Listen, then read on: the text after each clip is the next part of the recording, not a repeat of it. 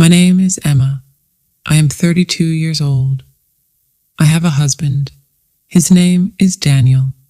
He is 34 years old. We have been married for 8 years. I loved my husband very much. He loved me too.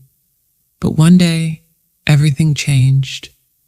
At breakfast, Daniel looked at me and said something I did not expect. He said, "Emma, I can't live like this anymore." I froze. What was wrong? He said, "I can't live with your mother in this house.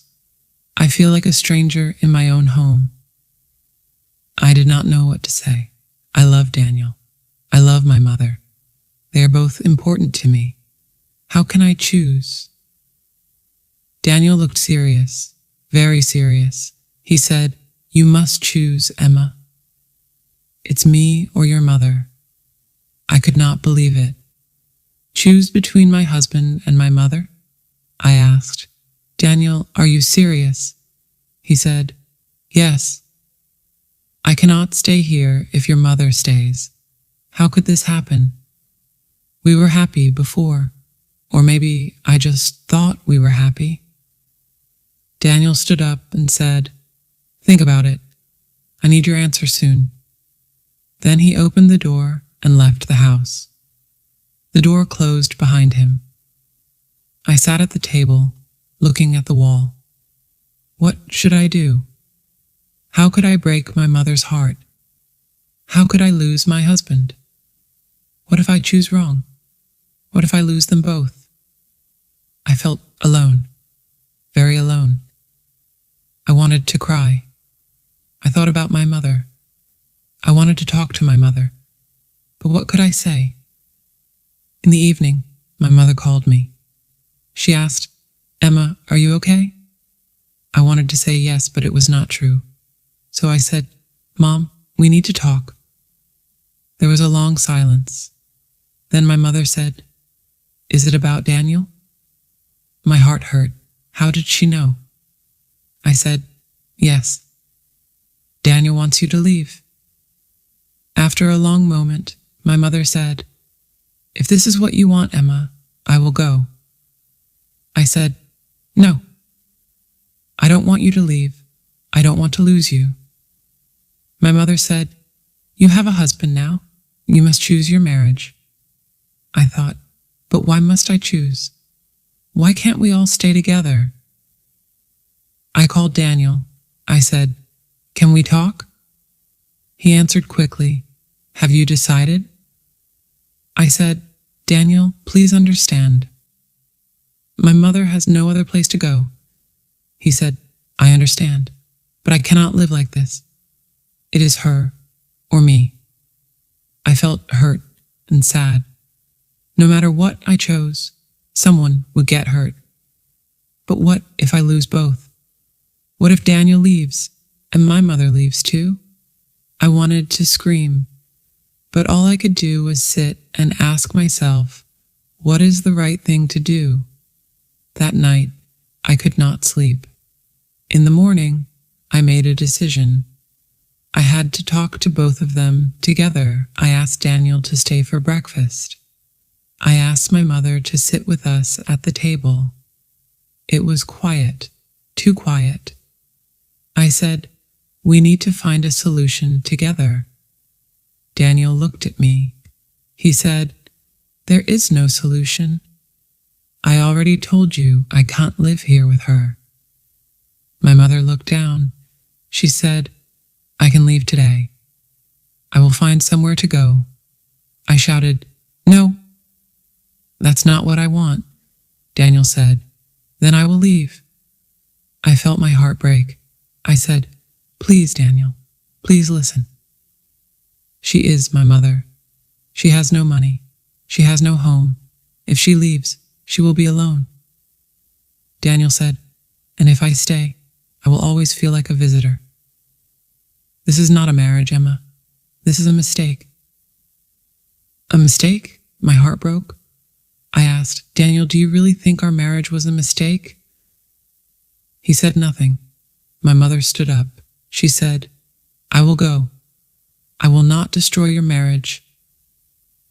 I wanted to scream no, but I said nothing. Daniel stood up too. He said, I am going to work.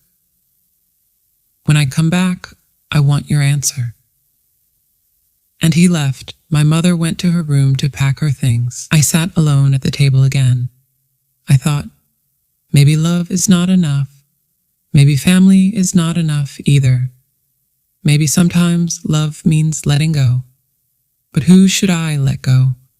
My mother, the woman who gave me life. Or Daniel, the man I chose to build a future with. I had to decide. I closed my eyes. I said to myself, there must be another way. But was there? Or was I already too late? I heard my mother moving in her room. I heard the sound of a suitcase. She was really going to leave. I wanted to stop her, but if I stopped her, would Daniel leave me forever? I wanted to stop Daniel too, but if I stopped him, would my mother be left alone? I thought maybe if I talk to Daniel again, he will change his mind. I waited for him to come back. I waited and waited. It was dark. Still no sign of Daniel. I waited and waited. I thought maybe he is already gone. Maybe he will never come back. I called him. No answer. I sent a message. No reply. My heart was full of fear. I asked myself, did I already lose him? Then the door opened. Daniel walked in. He looked tired. He looked angry. He said, well, Emma, what is your decision? I opened my mouth to speak, but no words came out. Daniel said, I need to know now.